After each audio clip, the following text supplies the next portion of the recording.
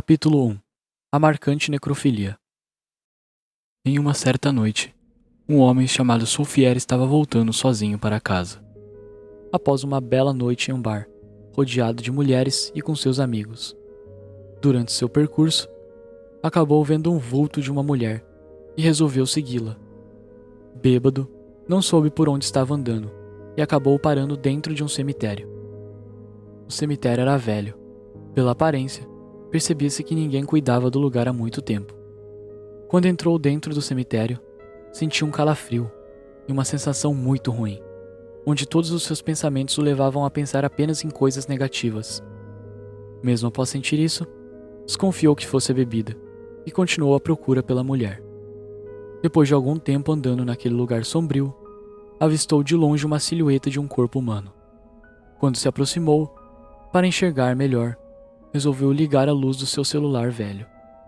Assustado, viu que o corpo estava todo ensanguentado, com várias marcas de cortes em seu pescoço, o que dava a imaginar que tivesse acontecido um assassinato naquela noite.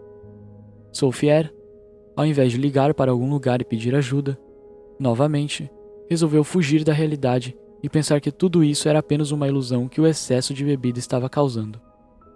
Então, naquela noite, visto que ele podia estar sob o efeito do álcool, começou a alisar o corpo, passando suas mãos entre as pernas da morta, imaginando que se tudo isso fosse uma ilusão, ele poderia cometer qualquer tipo de pecado que se imaginasse.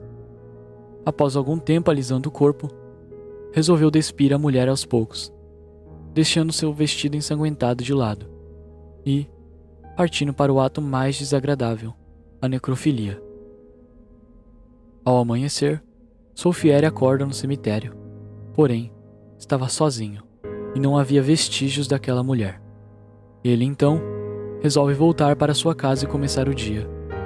E o dia vai se passar normalmente, com todas as coisas diárias acontecendo sem nenhum problema e interferência.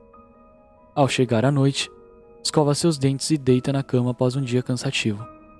Porém, algo estranho começa a acontecer.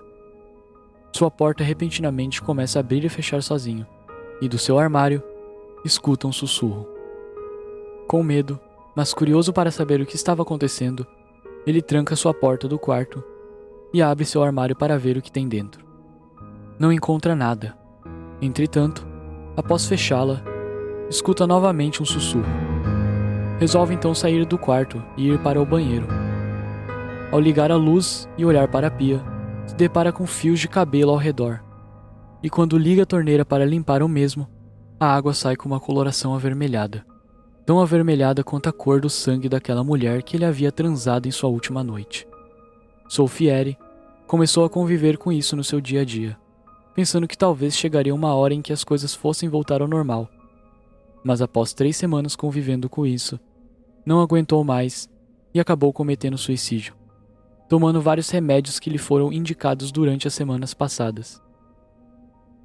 O corpo dele foi encontrado 2 dias após a autoquiria. Os especialistas conseguiram concluir o caso de sua morte. Contudo, ainda restou uma questão que foi deixada baixa diante da mídia. Em seu espelho, havia manchas de sangue, que formavam uma mensagem, e ela dizia: "Assim como aquela noite foi inesquecível para mim, fiz dela eterna você também."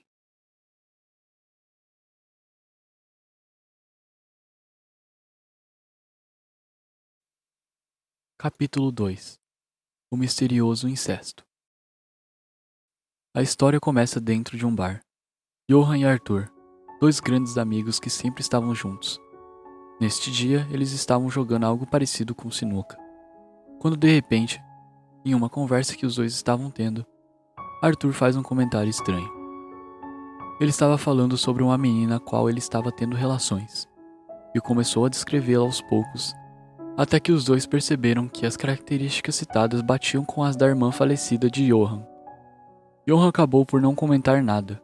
Entretanto, Arthur fez tal comentário comparando as 2 pessoas. Em seguida, Johan se irritou, e assim, os dois começaram a discutir em meio ao público.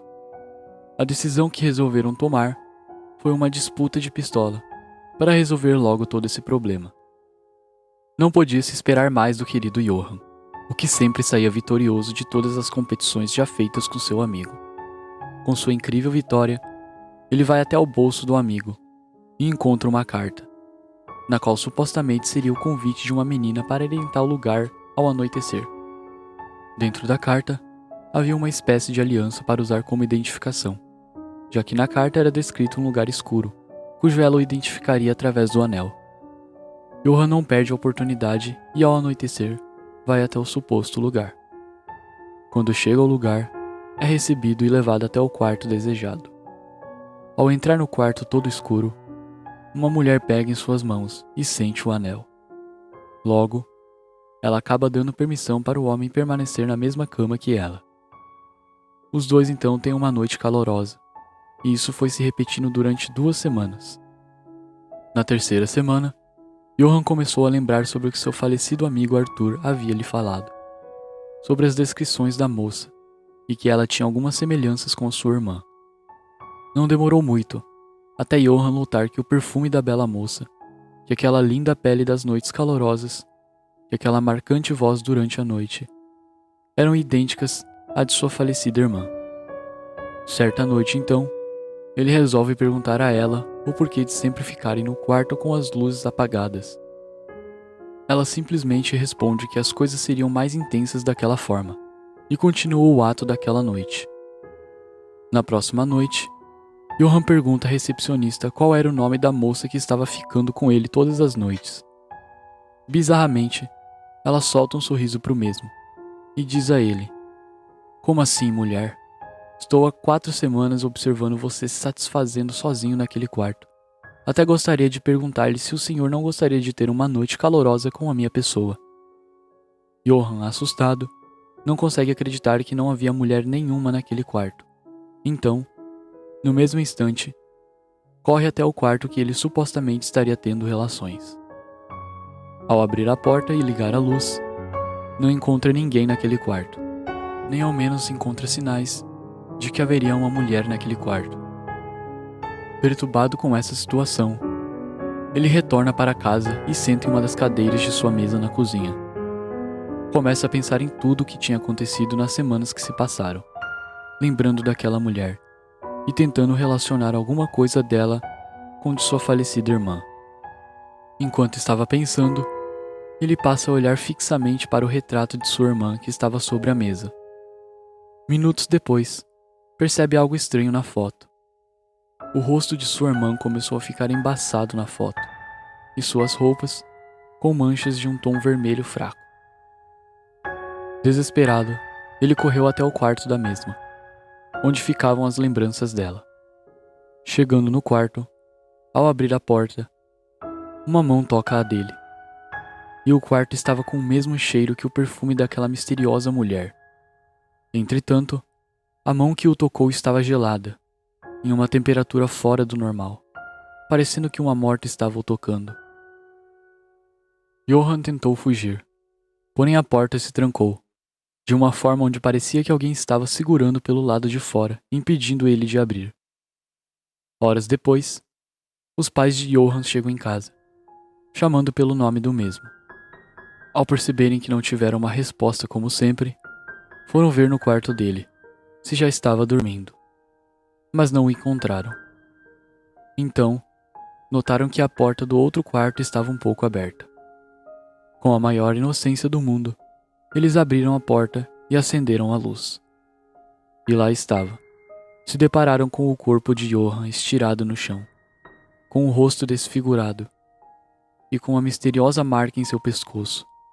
Porém, não era uma marca de violência, e sim uma marca que tivesse estimulado um certo prazer em sua última noite.